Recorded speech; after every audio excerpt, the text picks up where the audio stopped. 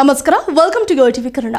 ಪಾಟೆ ಮಂದಿ ಮುಂದೆ ನಮ್ಮ ಹಳ್ಳಿ ಹೈದ ಯಾವುದ್ರಲ್ಲೂ ಕಡಿಮೆ ಇಲ್ಲ ಎಂಬುವಂತೆ ಈಗ ಇಡೀ ರಾಜ್ಯದ ಕ್ರಶ್ ಆಗಿದ್ದಾನಂದ್ರೆ ತಪ್ಪಾಗದು. ಅದು ಯಾರು ಅಂತೀರಾ? The famous Hanumantha Lamani.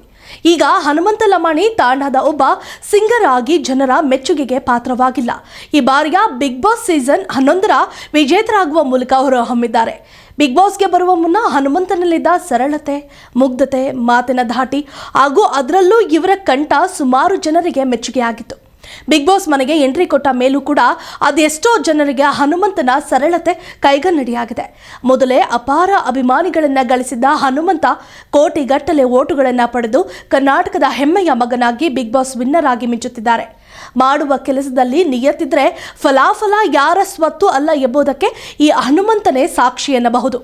ಕೇವಲ ಕುರಿ ಕಾಯುವವರು ಎಂದು ಅಲ್ಲಗಳೆಯುವ ಮನಸ್ಥಿತಿಗೆ ಹನುಮಂತನ ಜೀವನ ಶೈಲಿ ಈಗ ಮಾದರಿಯೇ ಸರಿ. ಈ ಹಳ್ಳಿ ಆಯ್ದ ಹನುಮಂತ ಲಮಾಣಿ ಅವರ ಜೀವನದ ಬಗ್ಗೆ ನಿಮಗೆ ಗೊತ್ತಿರದ ಕೆಲವು ಅಂಶಗಳನ್ನ ಈ ವರದಿಯಲ್ಲಿ ಇಂದು ನಾವು ತಿಳಿಯಲೇಬೇಕು. ಹಾಗಾದರೆ ಮಿಸ್ ಮಾಡದೆ ಈ ಸ್ಟೋರಿಯನ್ನ ಕಂಪ್ಲೀಟ್ ಆಗಿ ನೋಡಿ. ಹೌದು, ತಾನೊಬ್ಬ ಅತಿ ಬಡವ ಎಂಬುದನ್ನು ತಿಳಿದು ಕೂಡ ಯಾವುದೇ ಸಿಂಪತಿ ಕಾರ್ಡನ್ನು ಉಪಯೋಗಿಸದೆ ತನ್ನ ಸಿಂಪ್ಲಿಸಿಟಿ ಮೂಲಕ ಸರಿಗಮಪ ಕಾರ್ಯಕ್ರಮ ವೇದಿಕೆಗೆ ಬಂದವರು ಹನುಮಂತ. ಈ ಹನುಮಂತು ಎಲ್ಲರ ಮನಸ್ಸನ್ನ ಗೆಲ್ಲುವ ನಯವಾದ ಕಂಠದ ಗಾಯಕ. ಕುರಿ ಕಾಯುವುದೇ ಕಾಯಕವಾಗಿತ್ತು. ಕುರಿ ಮೇಯಿಸುವಾಗ ಹಾಡುಗಳನ್ನು ಹಾಡ್ತಿದ್ರು. ಅದು ಜೀ ಕನ್ನಡದ ಸರಿಗಮಪ ವೇದಿಕೆಯವರೆಗೂ ಕರೆದುಕೊಂಡು ಬಂತು. ಫೇಮಸ್ ಮ್ಯೂಸಿಷಿಯನ್ ಹಂಸಲೇಖ ಹಾಗೂ ಅರ್ಜುನ್ ಜನ್ಯ, ವಿಜಯ್ ಪ್ರಕಾಶ್ ಮತ್ತು ರಾಜೇಶ್ ಕೃಷ್ಣನ್ ಅವರಿಂದಲೂ ಕೂಡ ಹನುಮಂತ ಶಬಾಸ್ಗಿರಿಯನ್ನ ಪಡೆದುಕೊಂಡಿದ್ದಾರೆ. ಇದೀಗ ಕಿರುತೆರೆಯ ಅತಿ ದೊಡ್ಡ ರಿಯಾಲಿಟಿ ಶೋ ವಿಜೇತನಾಗಿ ಮತ್ತೆ ಸುದ್ದಿಯಲ್ಲಿದ್ದಾರೆ. ತಮ್ಮ ಮುಗ್ಧತೆ, ನ್ಯಾಯಯುತ ಆಟದಿಂದ ಉಳಿದ ಸ್ಪರ್ಧಿಗಳನ್ನೆಲ್ಲ ಹಿಂದಿಕ್ಕಿ ವಿನ್ನರ್ ಆಗಿದ್ದು ರೋಚಕವೇ ಸರಿ. ಈ ಹನುಮಂತ ಲಮಾಣಿ ಅವರು ಮೂಲತಃ ಹಾವೇರಿ ಜಿಲ್ಲೆಯ ಚಿಲ್ಲೂರು ಬಡ್ನಿ ಗ್ರಾಮದವರು.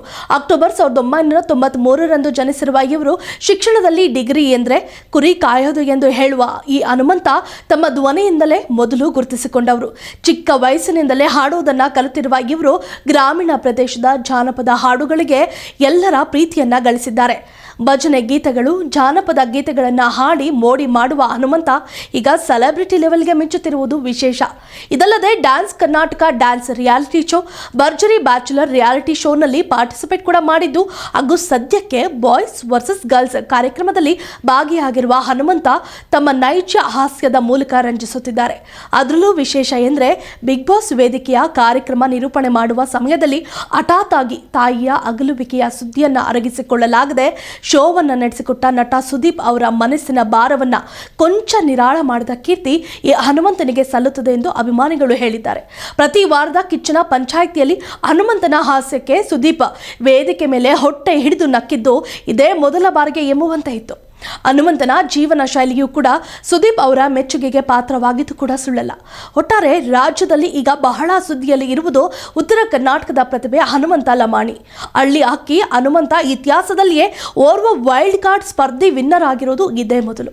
ಹನುಮಂತನ ಈ ಯಶಸ್ಸು ಜಾನಪದ ಗಾಯಕರಾಗಿ ರಿಯಾಲಿಟಿ ಶೋಗಳಲ್ಲಿ ಮಿಂಚುವ ತಾರಿಯಾಗಿ ಬೆಳೆದಿದ್ದು ಇವರ ಸರ್ವತೋಮುಖ ಪ್ರತಿಭೆಯ ಉದಾಹರಣೆ ಎನ್ನಬಹುದು.